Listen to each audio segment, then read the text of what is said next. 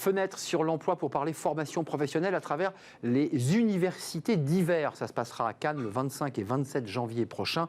Et on accueille Françoise Gérard à l'initiative de ces universités d'hiver. Elle y tient beaucoup. Directrice générale adjointe de Centre Info. D'abord, un petit mot, Françoise, parce que c'est important. On va parler formation professionnelle.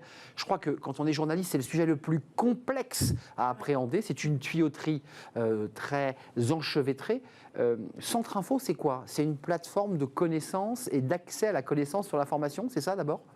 Oui Arnaud, Centre Info, c'est une association qui a été créée pour rendre plus facile, plus compréhensible la formation professionnelle. C'était pas trop difficile en 76, maintenant ça l'est beaucoup plus avec, comme vous le dites, un enchevêtrement des dispositifs, des responsabilités. Et nous travaillons donc surtout à l'attention des professionnels. Nous capitalisons, nous sommes la plus grande bibliothèque de la formation, nous sommes aussi chargés de faire connaître les politiques, les dispositifs français qui évoluent régulièrement. Qui évoluent régulièrement. On parle souvent de réforme tous les 3 ans et on n'a pas trop de 3 ans pour comprendre cette réforme avant qu'une autre arrive. Et c'est assez complexe parce que maintenant la formation, elle est très très liée à l'emploi, à l'employabilité et on pourrait, je pense, difficilement se passer de formation aujourd'hui. Cannes, université d'hiver, pour réunir des professionnels, les acteurs de la formation. Ouais. C'est quoi l'esprit? C'est de permettre à ceux qui font de la formation de trouver les bons accompagnements, les bons outils. Quel est l'esprit de cette université d'hiver?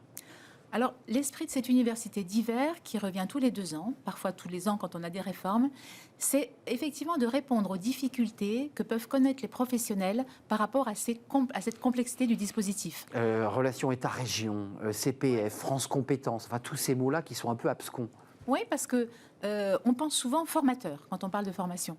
En fait, les professionnels de la formation qui vont se réunir à Cannes, ce sont bien sûr les formateurs, mais aussi les certificateurs, ceux qui inventent les certifications, qui les font évoluer. Les RNCP. Voilà, ça c'est l'État qui est chargé effectivement d'entretenir un répertoire où on peut mettre toutes ces certifications, mais qui le régule aussi. On a beaucoup de certifications et l'État a commencé à réguler le nombre.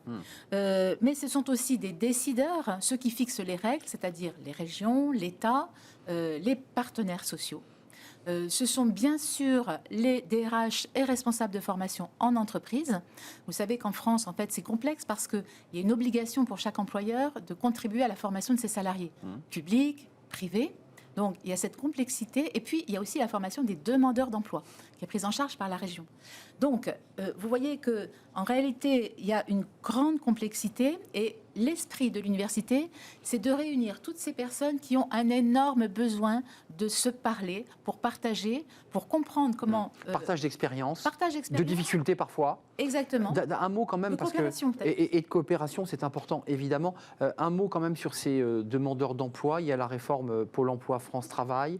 L'idée, c'est de rassembler tous les acteurs. Oui. Est-ce que vous avez le sentiment qu'on peut améliorer la qualité de formation? Et puis, j'ai une double question. On forme beaucoup en hard skills.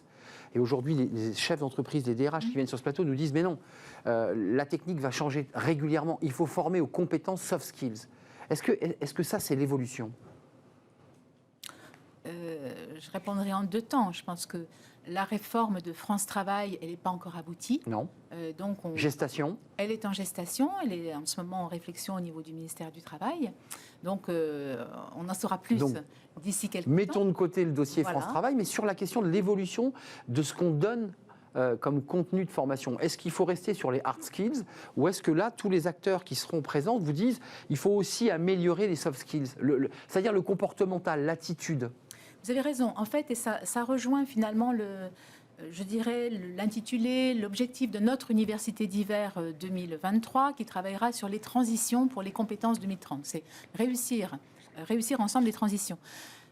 En effet, pour quelles compétences? Il y a d'une part ce que vous appelez les hard skills, c'est-à-dire les compétences métiers. Celles-ci, elles sont très liées à l'environnement, mais aux technologies. Mais oui, et elles évoluent. Elles évoluent. Et dans les compétences 2030, il y a effectivement des compétences qui vont être vraiment très, très liées à ces nouveaux métiers. La télémédecine, par exemple, les simulateurs, peut-être aussi le métaverse, finalement. Est-ce que ça nous donnera d'autres... Voilà. C'est vrai. Ça, c'est très lié aux technologies. Et puis, il y a des compétences qui évoluent dès maintenant, qui sont liées peut-être à des capacités, je dirais soft skills, mais bon... comportementales, attitudes. Qui sont vraiment liées à l'adaptation à notre environnement, qui sont parfois de l'ordre du développement personnel. Donc là, on est toujours très prudent dans la formation pour ne pas... Il y a du boire et du manger. Voilà, pour essayer d'être toujours très sérieux dans la formation qui est donnée et ne pas tomber dans l'aspect sectaire. Mais ce sont vraiment des compétences d'adaptation à des modes de travail différents. Donc ça évolue. Réseau, ça évolue. Et il y a encore une dernière capacité, je pense, qui apparaît déjà aujourd'hui, compétence nécessaire, qui apparaîtra encore plus en 2030, c'est vraiment des compétences de management. C'est-à-dire comment faire aujourd'hui, de la part des managers, pour mobiliser des personnes, des jeunes et des moins jeunes, dont on voit bien qu'ils ont en fait un autre rapport au travail.